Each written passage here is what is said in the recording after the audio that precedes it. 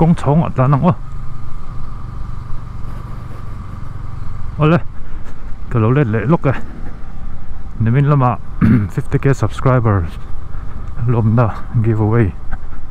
velte thì giờ nó velte gần buông zara cái bây giờ park bakin run chang in tama in chân mà chang thì point tầm khop mấy som chang thì khá mi som của paruk mi ta in cái gì mà ta trong kan mình cần bật chuộc lại ta chú bạc na cần chang ta bạc na hi cái sẽ vector adong tu pa po ka bevek to tu na hian ro ka pan do na ta jong ka in la na nga ka la soi lawang tu nge ni chuan entry thalom ko maya rinai takin in lo sheloma affair theng ber ti kha kan tu ve sia kan check na sa khopa chuanin i karon diam rengจะเสียงติงให้วิวเราติไม่เทียmessage accept เรากันเนี่ยก็เอ็นะอดีตเราก็จนก็ accept แค่เราอดีตเขาเจ้าก็ accept ก็ accept เราเจ้าจวน message view ของเราเราจวนอินช่างติดเราที่นั่นเนี่ยหมู่ไม่กันในปัลลนี่จวนเขาก็จะกระตุ้นบิ๊กเราก็เอ็นกิมวิวจวนก็เสียก็ต้องเราพวกนี้เวทีเท่าอาจารย์นักจู F4R หมดนะที่ข้าเนี่ยadong tu kan po dan vel te video clip toy te lok si lok ang chang dik te result po na kan non yang vai in mi som ko le paruk kin an chang dika chuan dai ka type chu veka chu ka print chu ka kat chok le veka ta hian ma sa berin panga ka pot chok phatang ke man chumi panga tang chuan chang tu no in pakhat pot chok ang winner to ro pakhat pani pathum pali panga hi chun tla phot mai tra hian dar khat tapel to a anizanina result pon man ram ka to sia po chu man ram ka to sia le panga ka chang cho ke ba zong pakhat ti pot te ko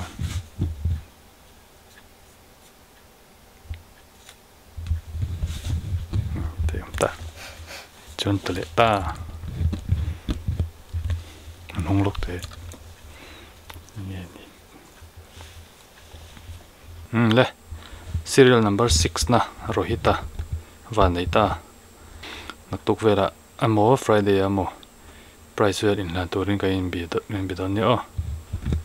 rohita kan lom puye ti yan ram tho to waksa thayanga ro khan video ron siam la helmet te car ron tilang te ati ka request om nol bak wen rm chuan khan te pokati kan tum hal don ni ton trum video chuan nizan khanin dar ni dona ka mu chawin ka ria result ka siam hal vek ka du sia voina puana in han fel ka du box sia dar som pani thleng kha kan tia da ka li chung ania rei phiana ka men rei pha khop mai chuan hudi hi size medium large xl to xl thleng ka nei tuna hian size tin hi pani vel te chaw oma chuwangin adu tan chuan lak ron leiwat kha chinga siam bel le te ngai do na ni lo chuan a zo chuan siam chung te kari ve do laka nei vat in do chuan ron ngai ven vat kha chi viau mai thei ni kal le photila ram thar auto works a kalin mule don ni ole chigai ole hey tuna hian ram thar auto works anom meka chuan giveaway result puan na kan lenga to so pa chu na shek to kala shi ka ka shek to rohita ania ani greenland school ka la ne bang che tuna sukaro anom meka ani hian ron chang dika chuan chang dik som pole paru anom ma katang khan ni panga kan pot choka chuan มีฝั่งทางซ้ายปักขัดกันกดเลยตาจู่ๆนี่เราที่ใส่ยันมันตานี่จู่ๆมันตัวนตูรจู่มาเส้นได้สุดีทีนี้ส่วนลำโพงตัวสตริงengine oil มาตู้ engine oil นี่10W40 อันนี้อันนั้นเรามี 50k subscribers giveaway เราที่ตัดกูละเราก็ลดสินะนี่เราที่ตัดนี่ส่วนอารมณ์ชันด้านเรื่องที่เลยอารมณ์ที่ด้านข้าสปริงช็อตเรายิงช็อตพวกเราจุดน่ะที่มาจนได้สกูดี้อย่างนี้เราพูดสิละส่วนนี่ที่ไปเรื่องที่มีละส่วนพูดดีครับหาชิ้นรถที่มีเนี่ยอันเด็กอันนั้นดู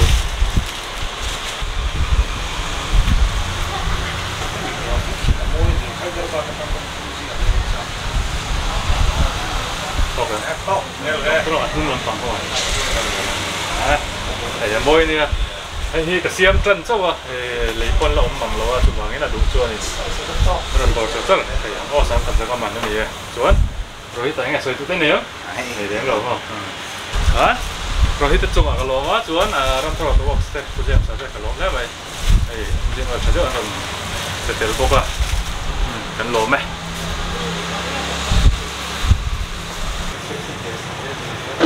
จวน request ก็ตามมาแล้วก็รำทอดตัวสัน helmet เวลเต้เงี้ยเราตีลังเตะอันเตะให้เอาขึ้นอันนี้ตอนนี้TT course เตะ KYT TT course เตะ NFR เตะเอาเวลเตะอันนี้ให้ตั้งครบเมื่อมวยตัก color ช่างกราฟิกช่างให้NFR อันนี้ส่วนให้พอ NFR เท่าส่วนให้NFR cho hay hầu hết TT course tiếng hậu TT course thôi nè ta TT course cho hay NG race nè ta đi NG race hi cái YT hậu top model market kan lấy chua mấy thế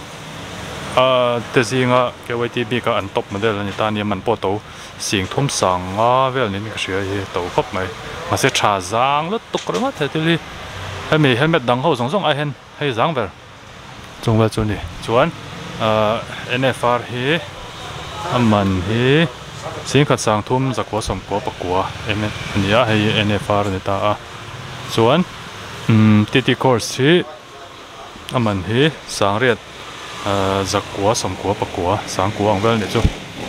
ให้พอ TT course เท่าให้ NFR ให้พอ NFR นี่ปะกะส่วนที่เราอันดับที่TT course 10 years still bar เตปอมาส่วนที่ลำปังเขาให้สวมีเตปอมาส่วนรันเล่มารันเล่งทันเลยเดี๋ยวแล้วก็ส่วนให้เบียร์เตปอออกมาเบียร์ได้ฉลองเพี้ยนให้เตียงเตยมั่วเก็บไว้sorry LGV เปลี่ยนจีสปอยเลอร์ในทับให้ทำเป็นสปอยเลอร์ออกมาส่วนให้อีเวนต์เตปอมวยครบไหมคาร์บอนกราฟิกของข้านี่ให้เมทัลนี่ให้glossy ให้เบียร์นั่นเรื่องถูกสารเบียร์ที่เห็นซะมันเนี่ยครับให้สางรกันนี่จ้ะตัววักเราให้ตีละเห็นเบียร์เท่าเท่มาโมเดลช่างเดลเล็กอีเวนต์ที่เอานี่นักการ์ตูนบอกว่าให้สังอันนี้ให้เตียงเอาแต่ให้เบียร์เวกันเนี่ยส่วนดังลำเลยเดี๋ยวช่วย SMK เดี๋ยวเขาฮีมันต้อง cross helmet ตั้งจี SMK ฮีสาร SMK เห็นซะมันเนี่ย350ก็จังว่า350กว่าบอลเวลไอ้มันต้อง cross ลำบังไงนะเขาตันส่วนให้แต่ SMK ชัดเจนอมบุกก็ส่วนให้แต่เห็นมันต้อง cross สวยตักส่วนที่ไรพอเห็นให้ MT อันนี้MT motocross helmet thế hiền nào đó tụi có sáng riết là giật nị anh ấy chú giang phiến lại ha là ấy class bó trà mà tiêu rồi bó trà tiêu sét chung về chuan thì chuan tại hiện MT helmet thế ổn bốc cá hay exor helmet thế chuan hay Enfield làm bằng ngay nát tan bó nền bốc cá chuan tại hiện LS2 motocross helmet tàu lốmเลยSMK thế ổn bốc cá tiền về chỗ này xây kim vách sen là vâng thì làm bằng hiện lệ mà mình làm đâu hết gì tập bộ mà tuốt mà nó bằng helmet tập bộ mà chuan cycle helmet tập bộ mà chuan hết thì là hiện KYT open face helmet bốc à tập bộ hi nó rau lúc tục KYT open face helmet sáng sớm giờ thum thì nào đi mà